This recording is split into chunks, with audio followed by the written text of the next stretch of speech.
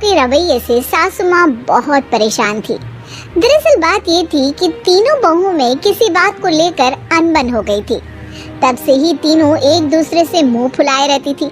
ना कोई सीधे मुंह किसी से बात करती, ना किसी का कहना मानती।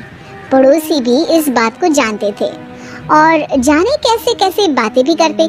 इसीलिए सासू माँ ने तीनों बहुओं को तुरंत अपने कमरे में बुलाया। मैं कई दिनों से देख रही हूँ, तुम तीनों अलग अलग सारे काम कर रही हो। ये सब नहीं चलेगा, तीनों को मिलकर ही काम करना पड़ेगा। सास की बात सुनकर एकदम से बड़ी बहू बोल उठती है। नहीं मम्मी जी, मैं इन दोनों के साथ कुछ नहीं कर सकती। मैं इस घर की बड़ी बहू हूँ, फिर भी ये मेरा कहना बिल्कुल भी नहीं मानती। अरे जेठानी जी, जानबूझकर मुझे डबल काम करवाती है आप। और छोटी मुझसे टेढ़े मुंह ही बात करती है। इन दोनों के बीच हमेशा सैंडविच बन जाती है मेरी, और मैं हमेशा आलू की तरह बीच में मसली जाती हूँ।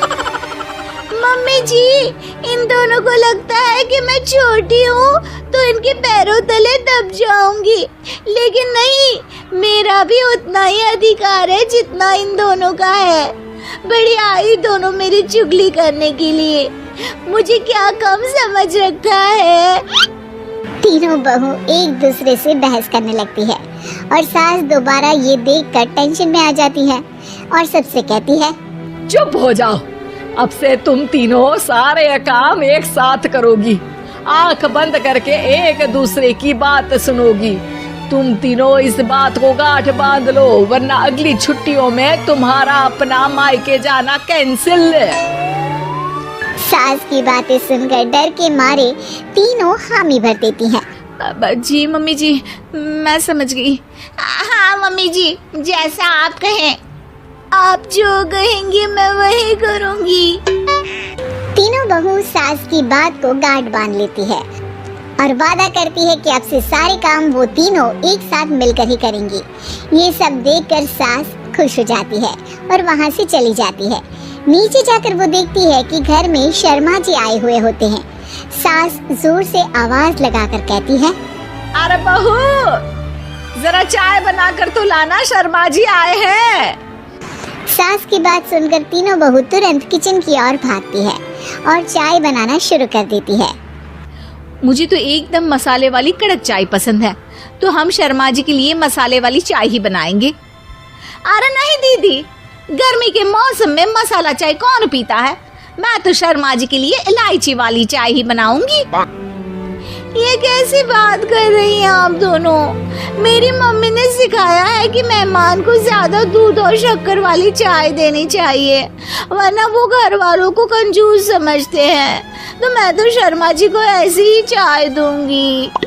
तीनों बहुएं अपने अपने तरीके से चाय में शक्कर, मसाला, पत्ती सब डाल देती है। उबलने के बाद तीनों मिलकर चाय बाहर लेकर जाती है और शर्मा जी और सासू माँ को देती हैं। चाय पीने के बाद शर्मा जी सासू माँ को देखकर शर्मा जाते हैं और शर्मिंदा महसूस करते हैं कि आखिर उन्होंने चाय पीने के लिए हामी क्यों भरी। सासू माँ भी चाय पीना शुरू करती है और कहती हैं, अरे बहू, ये कैसी चाय बनाई है? चाय है या मीठे दूध की बासुंदी? हाँ, चाय अच्छी नहीं लगी क्या? कोई बात नहीं, हम पराठा बनाकर लाते हैं। चलो चलो अंदर। हाँ हाँ चलो। हाँ आती हूँ मैं भी। नहीं नहीं, मेरा पेट चाय ने ही चौपट कर दिया, वही काफी है। पराठे से पोपट नहीं करवाना, मैं तो चलता हूँ। शर्मा जी चुपचाप पतली गली से निकल जाते हैं। अगले दिन सास बहुओं से कहती है, अरे बहू, जाओ जाके ऊपर के गेस्ट हाउस की सफाई कर दो। कल हमारे यहाँ मेरे दूर के रिश्तेदार आने वाले हैं, तो पूरे कमरे को चमका देना, समझी? तीनों बहू सास की बात को मानकर ऊपर सफाई करने चली जाती हैं और तीनों कमरे की सफाई चालू कर देती है। बड़ी बहू मकड़ी के जाले साफ करती है तो बीच वाली झाड़ू लगाना और छोटी वाली सर्फ डालकर जमीन धोना शुरू कर देती है। अरे दीदी, जेठानी जी, अभी मैंने पूरी फर्श धोई और आप फिर से धूल नीचे गिरा रही हैं। और मछली जेठानी जी, आप बिना झाड़ू की धूल यहाँ छटक रही हैं। अरे तीनों को साफ करना है, एक साथ सफाई करते हैं ना। अरे वही तो, हम साथ साथ हैं, घर साफ साफ है। तीनों बहू ऐसे ही काम में उलझ जाती है और 2 घंटे तक एक ही कमरे की सफाई करती रहती है। बहुत देर से अपनी बहुओं को ना देखने के कारण सास ऊपर कमरे में उन्हें देखने जाती है, लेकिन कमरे में घुसती ही वो गीली फर्श पर फिसलने के कारण नीचे गिर जाती है। ओरी मोरी मैया, हड्डी मरोड़ के रख दी। आए मेरी तो कमर ही टूट गई रे।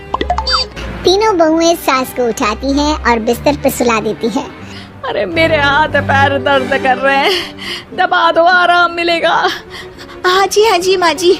अरे जी माँ जी माँ जी। और तीनों बहुएं एक साथ सास के हाथ को दबाना शुरू कर देती हैं।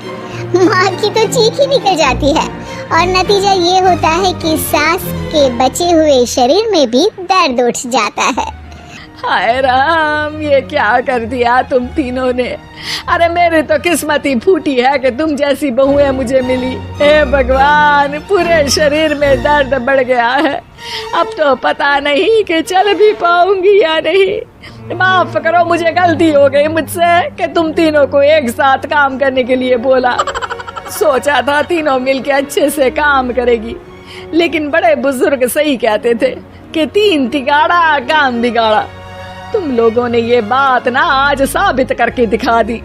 तुम तीनों को तो समझाना यानी मानो भैंस के आगे बीन बजाना है। तुम्हें अकेले अकेले काम करना है ना, तो अब से तुम अकेले ही अपना अपना काम करो। तीनों बहुएं वहाँ से जाने लगती है। अरे कहाँ जा रही हो? आप ही ने तो कहा कि अपना अपना काम करो, तो मुझे मुल्तानी मिट्टी लगानी है। अरे मुझे भी तो नेल पॉलिश लगानी है।